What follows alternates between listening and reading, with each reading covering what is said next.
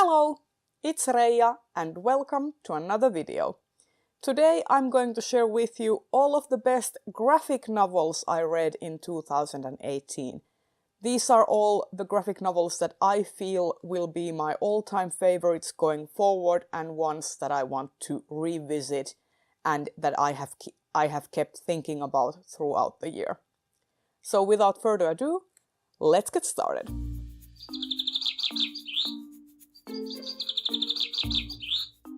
Said it all without words. For this I went with The Park Bench by Christophe Chaboute. I read this at the beginning of 2018 and it really left an impression. It is told in black and white ink paintings and there is no dialogue.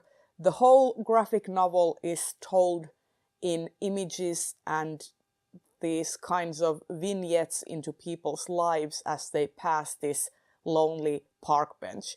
And it was such a wonderful reading experience. I put on some music and I just browsed through the pictures and I took in all of the details and I stayed on some of the pages longer than others and I really just got immersed into it and I highly recommend this. This was truly a look-see into the different aspects of humanity and I loved it. Laugh out loud funny.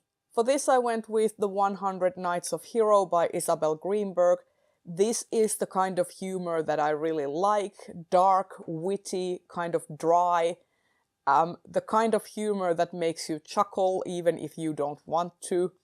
And there were just so many awesome moments in this story, like the fact that the husband of Hero's lover is called a pillock, which was just, I loved details like that. And the idea of infusing very ancient fairy tales and retelling old fairy tales, but with a kind of modern twist and modern language, but at the same time having the art style be very kind of reminiscent of old medieval tapestries. I just think that the fusion of ancient and modern was very well done and the humor was on point, especially considering how tragic some of the stories in the book are. I think the humor was a very good way of balancing it out. Highly recommend. Art Deco Delight. For this I went with The Prince and the Dressmaker by Wang. And you may have remembered that Jen Wang's Coco Be Good was on my worst graphic novels of 2018 list.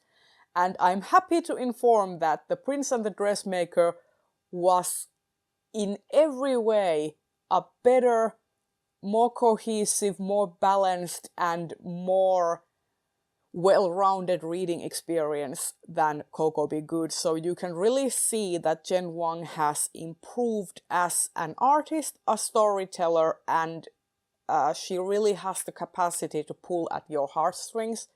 I felt for Frances and Prince Sebastian in a way that I didn't feel for the characters in Coco Be Good, and I just think that it's a huge mark for improvement, and this book was beautifully drawn. I loved the historical nods to opera, art deco, and the kind of Jugend architecture and such, the kind of Belle Epoque time period. It was wonderful and the story was heart-wrenching and hopeful and I loved it. Tearjerker. Now, for this I went with My Brother's Husband Volume 1 by Gengoroh Tagame. I cried like a baby when I read this.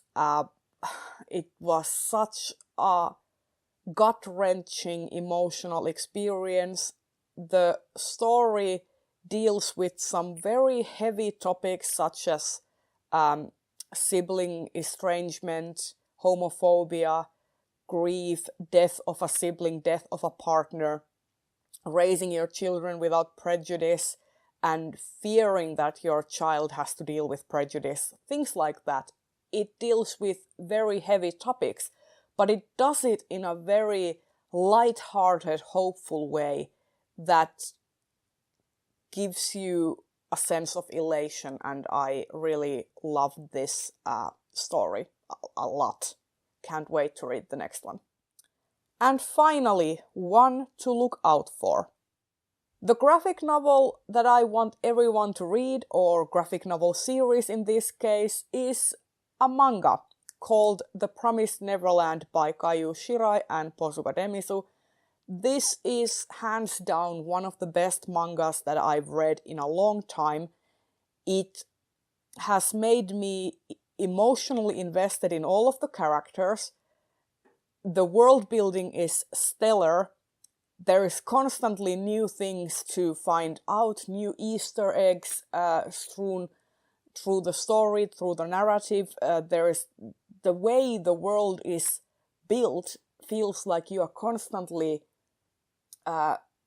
getting to find out new things, and also things are constantly happening where you go like, I see, that was foreshadowed in that part. It just feels so organic. It feels so well crafted. Like you can appreciate the craftsmanship and the thought that has gone to building this world and these characters. And it is basically a fantasy horror story.